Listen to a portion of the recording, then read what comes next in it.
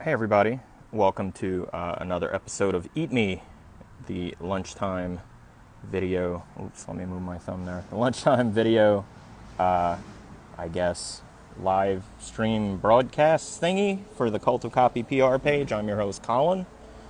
I run the Facebook group for the Cult of Copy that this page is based on. If you dig anything you see today, I do it every weekday at noon Eastern. I'm a little late today. Sorry, I was actually working, believe it or not.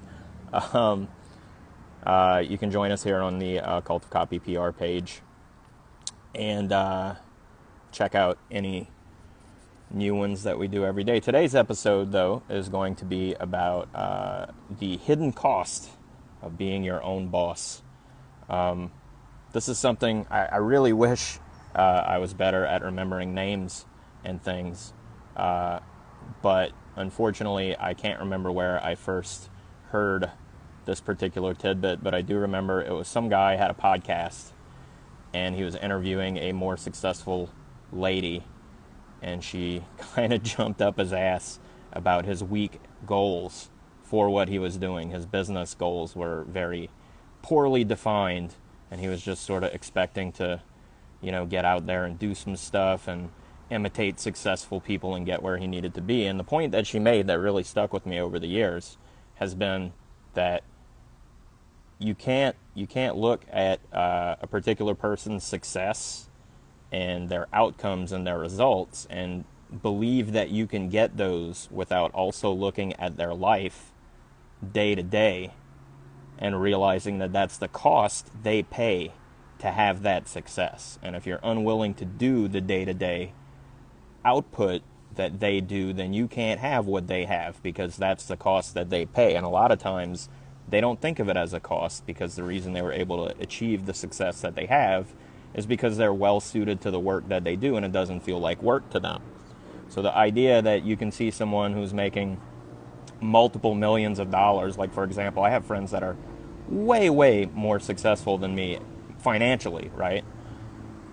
But as envious as I am of the millions and millions of dollars they make compared to the, merely several hundred thousands of dollars that I make doing what I do, I don't want the lifestyle they have. They have a huge overhead, lots of employees, lots of moving parts. They have people they have to make sure get, paid, and they have to stay employed. They have to constantly keep the machine moving, and they're responsible for a lot of people, and that's not a burden that I wanted to take on myself. So the people that I looked up to and model myself after, the people whose day-by-day activities match what I want to do, which is to say, I don't want a whole lot of responsibility for other people. I want to be able to do what I want, when I want. I want to be able to be flexible enough to just work a little in the morning and F off the rest of the day. I want to be able to take several days off in a row whenever I want to. So I built my business around the activity that I want to fit in. So for example, if you want a 4-hour work week, a la, what's that guy's name? Tim Ferriss, who by the way does not actually only work 4 hours a week. But if that's what you want, you can't build a 4-hour work week lifestyle if you're working 80 hours a week in your business. Like, you can't take it back once you give the beast your time. It won't give it back. If it takes 80 hours a week to do what you're doing, then that's how much time it takes. And if it's not your time you're going to give it, you need to find someone who's willing to give it their time to be able to do it. And anybody else besides you that doesn't care as much, you may as well double that. So if you're working, 60 hours a week or whatever, that means you're going to have to hire 120 hours out of other people to be able to accomplish the same thing. However, if you really do want a business and lifestyle that only takes 4 hours a week, then you have to have the discipline to only work 4 hours a week and get everything you need done according to your goals and your plan inside of those 4 hours. Because any additional time that you give the beast that is business, it will demand those hours in order to continue working. So keep that in mind. Today's bit of advice is when you're trying to find people to model, people that you not just look up to or get pieces of advice from, but people you're truly trying to emulate, don't look at the outcomes and the results. Look at what they actually do day by day, because that is what you're going to have to do in order to emulate them. Find people whose day-to-day work style matches what you want to live like, Those are the people you need to imitate. Find the ones who are most successful at it and do what they're doing, rather than looking at what the outcome is.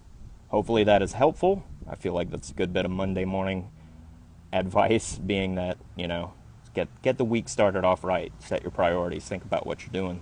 Set your goals. Grind your goals. Goals need grinding. That's it for today. I have been your host, Colin Theriault from the Cult of Copy. If you like this video, it's number 16, and I intend to keep doing them.